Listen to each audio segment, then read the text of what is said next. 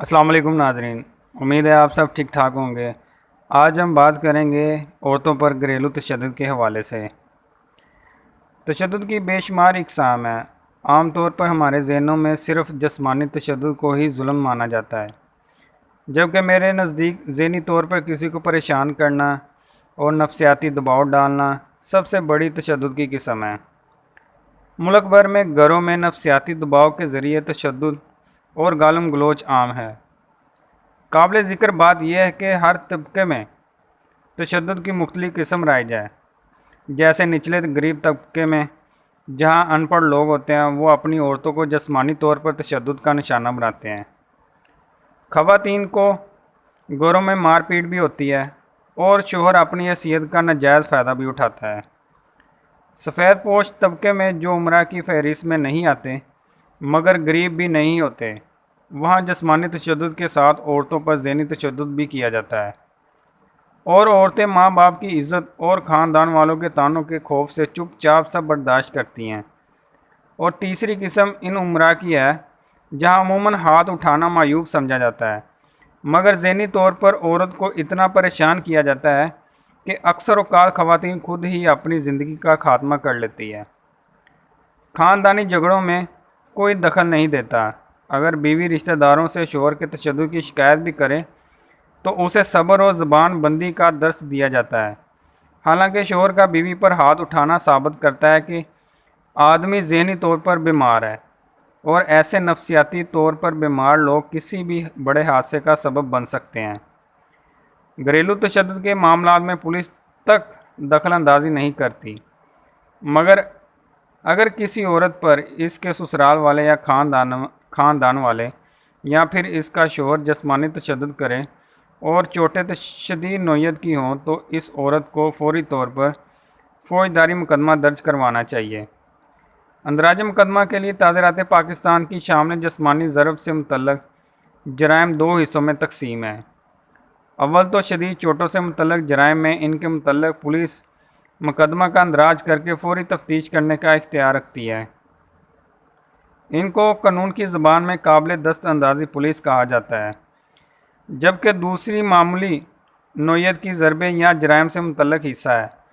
اس میں پولیس ان کا اندراج کر سکتی ہے، لیکن تفتیش کے لیے یا ملزم کی گرفتاری کے لیے پولیس کو علاقہ مجسٹریٹ سے تحریری اجازت نامہ حاصل کرنا پڑتا ہے۔ ان کو ناقابل دست اندازی پولیس جرائم بھی کہا جاتا ہے۔ عالی عدالت کے جج کے پاس بھی مجسٹریٹ کے اختیارات ہیں، اور اگر جرم تعزیرات پاکستان کی انہی دفعہ سے متعلق ہو جن کے بارے میں عالی عدالت کے جج کو استغاثہ سننے کا اختیار ہے، تو عالی عدالت میں بھی استغاثہ دائر کیا جا سکتا ہے، مگر شرط یہ ہے کہ خاوند نے بیوی پر تشدد کیا ہو۔ اگر بیوی تھانے میں جا کر شکایت کرے اور پولیس مقدمہ درج نہ کرے تو بیوی سیشن جج کو بحیثیت جسٹس آف پیس کی درخواست دی جا سکتی ہے۔ ضابطہ فوجداری کی دفعہ 25 کے تحت تمام سیشن جج اور ان کی نامزدگی پر ایڈیشنل سیشن جج اپنے عہدے کی بنیاد پر جسٹس آف پیس ہیں۔ اس کے علاوہ علاقہ مجسٹریٹ کو بھی درخواست دی جا سکتی ہے کہ وہ پولیس کو مقدمہ درج کرنے کا حکم دے۔ متاثرہ خاتون ضلع ناظم کو بھی درخواست دے سکتی ہے۔ ضلع کے ناظم کو بھی مخصوص حالات میں پولیس کو ایف آئی آر کے اندراج کا حکم دینے کا اختیار حاصل ہے۔ ضلعی پبلک سیفٹی کمیشن کو بھی درخواست دی جا سکتی ہے۔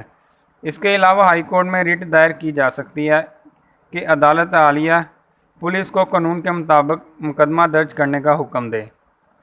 وزارت امور کی جانب سے خواتین کی ایک غیر رسمی مطالعے کے مطابق پاکستان میں کم سے کم 80% خواتین گھریلو تشدد کا شکار ہے۔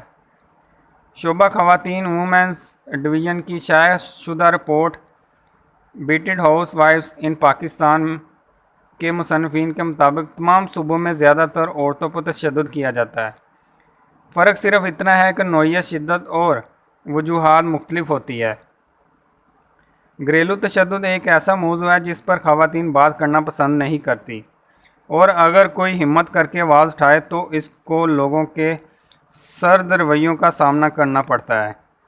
ہمارے معاشرے میں عورت کو دبا کر رکھنے والے کو ہی اصل مرد تصور کیا جاتا ہے، اور جو عورتوں پر نرمی رکھے اسے بزدل زن مرید کا نام دیا جاتا ہے۔ پاکستان میں گھریلو تشدد کا قانون بہت عرصے سے تعطل کا شکار ہے۔ 1996، 2006، 2008 میں اس کی منظوری کے لیے بہت سے بل قومی اسمبلی سے پاس کیے گئے، مگر سینٹ سے منظور نہ ہونے کی وجہ سے بل ختم ہو گیا۔ اب سننے میں آیا کہ یہ بل منظور کیا جا رہا ہے، مگر بدقسمتی سے یہ صرف اسلام آباد کی حدود تک محدود رہے گا، اور کہا جا رہا ہے کہ صوبے اس کے لیے قانون سازی خود کریں گے۔ مسلم قانون کے تحت شادی شدہ عورت جسمانی، ذہنی یا نفسیاتی تشدد کی صورت میں مسلم شادیوں کی تنسیخ کے قانون 1939 کے تحت عدالت سے تنسیخ نکاح کی ڈگری حاصل کر سکتی ہے۔ اس کے علاوہ اگر آدمی عورت کی اجازت کے بغیر دوسری شادی کر لیتا ہے تو اسے بھی نئی ہونے والی ترمیم کے تحت ذہنی اذیت تصور کیا جائے گا، اور عورت اس بنا پر بھی تنسیخ نکاح کی ڈگری وصول کر سکتی ہے۔ ظلم کرنے والے سے زیادہ بڑا گناہ گار ظلم برداشت کرنے والا ہوتا ہے، اس لیے گھریلو تشدد جیسے کبھی جرم کی روک تھام بے حد ضروری ہے، اور اس امر میں عورتوں کو خود ہی اقدام کرنا ہوگا۔ یہ تھی ناظرین آج کی گھریلو تشدد کے حوالے سے آج کی ویڈیو۔ اگر آپ کو ویڈیو پسند آئی تو اس کو لائک، شیئر اور سبسکرائب ضرور کیجیے گا۔ اپنا خیال رکھیے گا۔ اللہ حافظ۔